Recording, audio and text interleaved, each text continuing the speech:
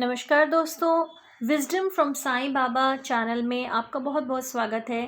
ये जो चैनल है ये वही चैनल है डिवाइन इंटरवेंशन फॉरएवर, लेकिन विज़डम फ्रॉम साईं बाबा ये एक और सीरीज़ जो मैं शुरू कर रही हूँ, ताकि जैसे हमारी रोज़ की जो डेली रीडिंग्स जो हमें बाबा देते हैं तो उनको एक्सप्लेनेशन करने के लिए बाबा की जो बहुत सुंदर सुंदर स्टोरीज़ के फॉर्म में कुछ विजडम्स हैं तो उनको भी मैं शेयर करूँगी। तो मैं रोज़ एक विजडम बाबा की शेयर करूँगी, एक स्टोरी के रूप में या फिर कथा के रूप में। तो आप लोग ज़रूर इसको सुनिएगा और आप देखेंगे कि आपकी लाइफ जो है बाबा कितनी स्मूथ कर देंगे।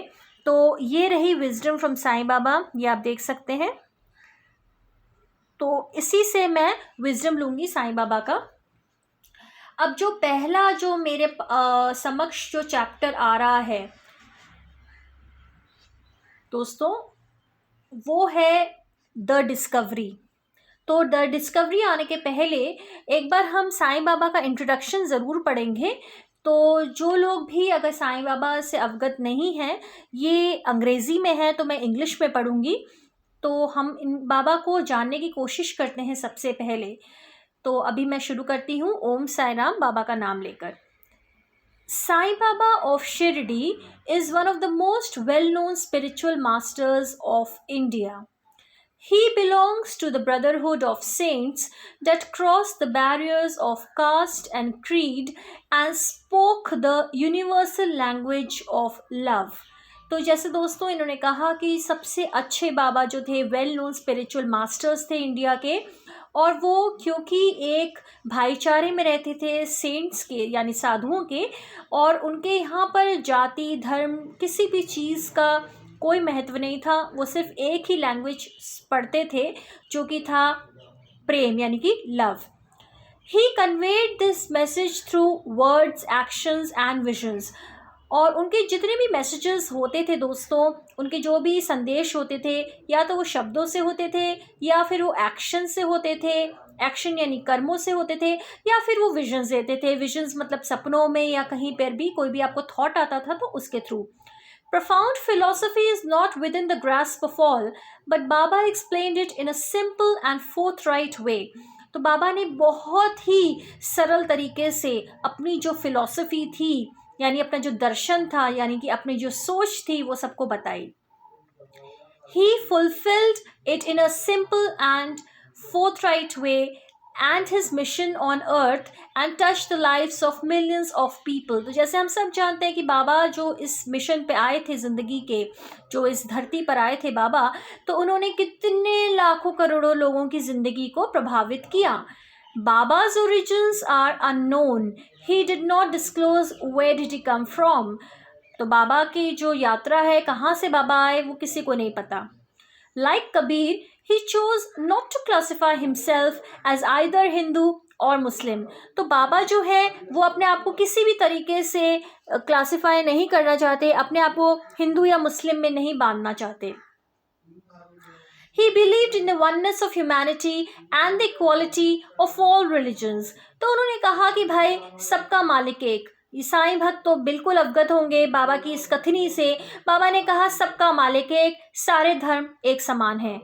He encouraged the people to worship according to their own faith and to respect the beliefs and faith of others as well. तो उन्होंने कहा कि जो सारे धर्म हैं वो अपने हिसाब से जैसे वो पूजा पाठ करना चाहते हैं और दूसरे धर्मों की भी उतनी ही इज्जत करें जितनी वो खुद के धर्मों की करते हैं। In today's world of intolerance and strife, Baba's teachings gain even more significance. तो दोस्तों आज का जो ज़माना है जिसमें इतनी ज़्यादा हिंसा है, इतना ज़्यादा कोई सहन शक्ति बिल्कुल नहीं है, तो आज के ज़माने में तो बाबा की जो भी टीचिंग्स होते थे वो बहुत ज़्यादा महत्व रखते हैं। Baba never wrote any spiritual treatise, nor did he leave behind any successor. बाबा का ना तो उन्होंने कोई ग्रंथ लिखे, ना कोई पाठ लिखे, ना कोई पुस्तक लिखी, और उनके कोई भी सक्सेसर नहीं थे, उनके वंशज कोई भी नहीं थे।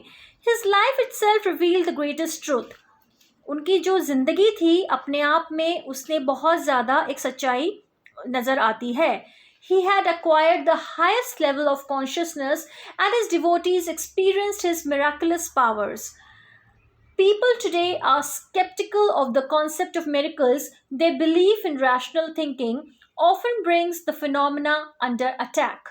By its very nature, a miracle defies natural laws and is therefore unacceptable to a logical mind. The stories narrated in the book revolves around the wonders of Sai Baba's miraculous powers and are sometimes loosely termed as miracles. However, Baba, like other true spiritual masters, never performed miracles. They manifested themselves naturally as one aspect of his unique spirituality. तो दोस्तों, हम जो बाबा के बारे में जानते हैं कि देखिए, बाबा ने कहा कि उनकी जो पूरी ज़िंदगी है वो तो सच्चाई पर ही बेस्ड थी और उन्होंने सबसे जो जिसे बोलते हैं कि परम ब्रह्म की प्राप्ति कर ली थी। उनके जो अनुयायी हैं यानी उनके जो डिवोटीज़ हैं या उनके जो भक्त हैं, उनको हमेशा उनके चमत्कारों के बारे में पता लगता रहा उनकी लीलाओं के द्वारा। लेकिन बाबा ने कभी कोई उनके हिसाब से कभी कोई उन्होंने लीला नहीं की, उनके पास कोई चमत्कार नहीं थे।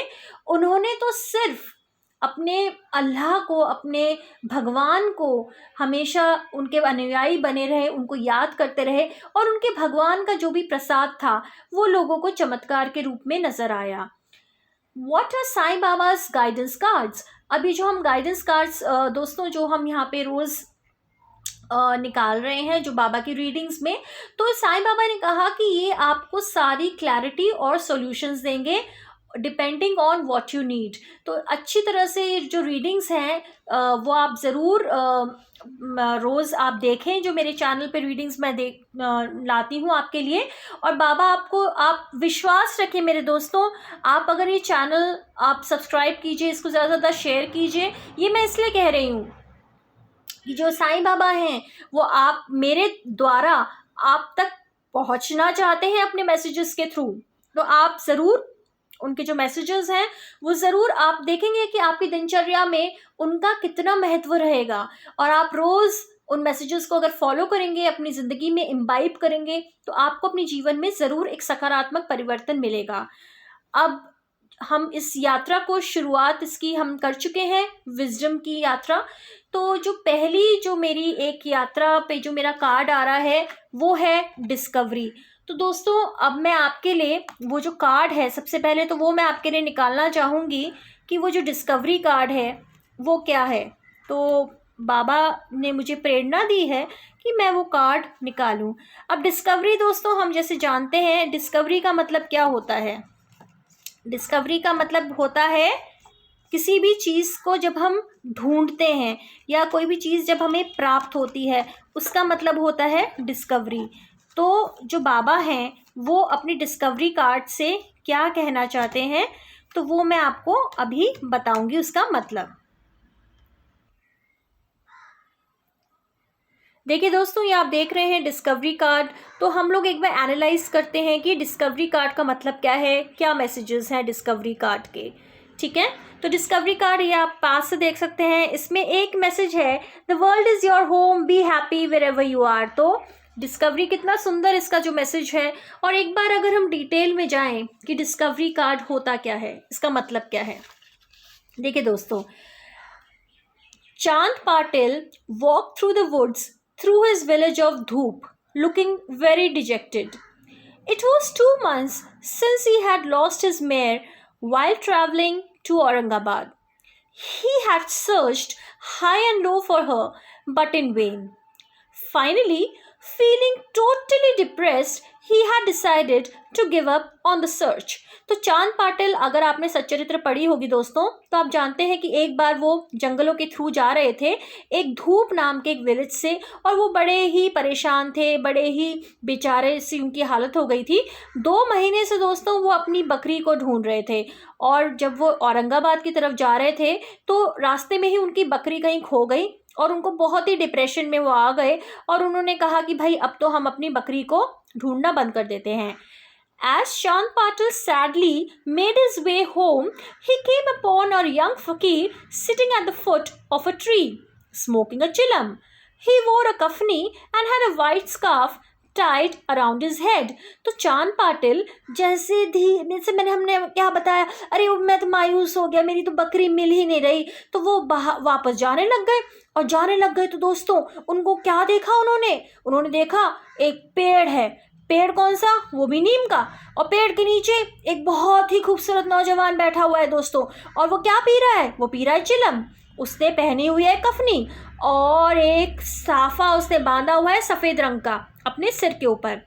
Hello, what is the matter? He asked. I have lost my mare, replied Chand Patil morosely. Look for her by the नाला नियर बाय, सेड द फकीर। तो क्या हुआ दोस्तों कि जब चांद पाटिल वहां पे गए उस पेड़ के पास, और वो उस नौजवान ने उनसे पूछा, अरे भाई क्या हुआ? तो चांद पाटिल ने कहा, अरे भाई मैं क्या बताऊं, मेरी तो ना बकरी खो गई। तो उस फकीर ने कहा, अरे उस नाले के पास जाके देखो। चांद Patil was a bit taken aback, but he went to have a look anyway. Imagine his astonishment on seeing his mare calmly grazing there, almost as though she was waiting for him. तो फकीर का कहना मानकर चांद पाटिल गए फटाफट नाले की ओर भागकर, और क्या देखते हैं, आंखें फटी की फटी रह गई। अरे सामने तो मेरी बकरी है जो कि चर रही है चारा, और ऐसा लग रहा है दोस्तों मानो कि वो तो चांद पाटिल का ही इंतजार कर रही हो। चांद Patil was overcome with wonderment. He rushed back to the fakir to thank him. As Chand Patil stood before him, he said, "Would you like to smoke?" Chand Patil nodded his head. Thereupon, the fakir began to prepare a clay pipe for him. He hit the ground with a baton, and out came a spray of water. He thrust a pair of tango on the ground and drew up a burning ember. Chand Patil found himself mesmerized by the fakir's eyes. They were large and dark and very bright. His face had a glow and a beautiful, serene expression. He was of average height and fairly well built. He is an aulia, a holy man, decided चांद पाटिल। अब क्या हुआ देखिए, अब हम हिंदी में इसका अर्थ समझने की कोशिश करते हैं। क्या हुआ, जब चांद पाटिल ने वो बकरी देखी तो आप सोच सकते हैं दोस्तों 2 महीने से वो इंतजार कर रहे थे बकरी का, बकरी तो सामने बैठी थी। और चांद पाटिल फटाफट से अपनी इतनी खुश हुए हर्षोल्लास में वापस गए उस फकीर के पास, और फकीर ने उनको देखा और फकीर ने पूछा, अच्छा तुम पियोगे क्या चिलम? तो चांद पाटिल ने कहा, हाँ जी बिल्कुल। तो फकीर ने फटाफट जो उनके पास एक चिमटा था उसको जोर से धरती के ऊपर मारा, और एकदम से वहां से थोड़ा सा धुआं उठा, और क्या देखते हैं कि वहां पे तो पानी के फव्वारे ही निकलने लग गए। अब चांद पाटिल तो उनकी आंखों को देखता ही रहा। वो आंखें, क्या आंखें थी फकीर की, एकदम बड़ी बड़ी काली काली, और बहुत ही तेज था उनमें दोस्तों। उनके चेहरे पर एक इतना अजीब सा, एक बोलते ना, एक चमक सी थी। और जो फकीर थे उनके जो हाइट थी वो तो क्या बड़े लंबे चौड़े थे, एकदम गोरे चिट्टे, वो तो औलिया थे। औलिया, औलिया मतलब एक बहुत ही, इसे बोलते हैं एक संत थे वो, ठीक है। तो अब क्या हुआ, the fakir handed over the prepared chilam to him. Where is your home, respected sir? Chand Patil summoned up the courage to ask. The fakir turned to him to give an accusing look. The world is my home, he said enigmatically, indicating the vast expanse of earth and sky with a wave of his hand. Then pray come with me to my humble abode, said Chand Patil. My sister is soon to be married to a boy in Shirdi. The fakir agreed and joined the marriage party going to Shirdi. तो अब क्या हुआ दोस्तों कि चांद पाटिल ने जब उनसे पूछा कि सर आपका मतलब, सर मतलब अब सर तो हम अंग्रेजी में बोलते हैं, हिंदी में उन्होंने बोला कि साहब आपका घर कहाँ है? और चांद पाटिल को किसी तरह से उनको थोड़ा सा उनके अंदर क्या बोलते हैं, एक भय, जो बहुत मतलब हिचकिचा कर वो पूछ रहे थे। अब वो तो डर गए थे इस करिश्मे से फकीर के, हमारे बाबा के। तो चांद पाटिल ने फिर भी थोड़ा बहुत हिम्मत करते हुए पूछा, तो बाबा ने क्या जवाब दिया, अरे पूरी दुनिया ही तो मेरा घर है, और क्या ये धरती माँ, क्या अंबर, सभी तो मेरा घर है। तो फिर चांद पाटिल ने उनसे कहा, इस तरह से तो बाबा फिर आप आइए, मेरी बहन की तो शादी होने वाली है, एक बहुत ही अच्छा लड़का है शिरडी में। तो बाबा ने कहा ठीक है। फ़कीर ने बोला चलो तुम्हारे साथ शिरडी चलते हैं।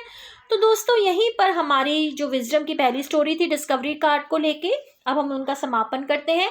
और मैं आऊँगी रोज़ किसी ना किसी विजडम की स्टोरी लेकर और अपनी डेली मैसेजेस लेकर, जो कि साईं बाबा के थ्रू आते हैं। साईं बाबा ने मुझे माध्यम बनाया है कि मैं उनके जो प्यारे प्यारे संदेश हैं आप जैसे प्यारे प्यारे भक्तों तक पहुंचा सकूं। कृपया मेरी फिर से आपसे एक गुजारिश रहेगी, अगर आप रोज़ चाहते हैं कि बाबा की ब्लेसिंग्स आप तक पहुँचें और आपके अपनों तक पहुँचें, तो इसको जितना ज़्यादा से ज़्यादा आप शेयर कर सकते हैं ज़रूर करें। अपने दोस्तों को भी बोलें, रिश्तेदारों को बोलें, सबको बोलें, और बाबा का आशीर्वाद सबके ऊपर बना रहे। ओम साई राम। मैं अलका शर्मा नई दिल्ली से आप सबसे विदा लेती हूँ।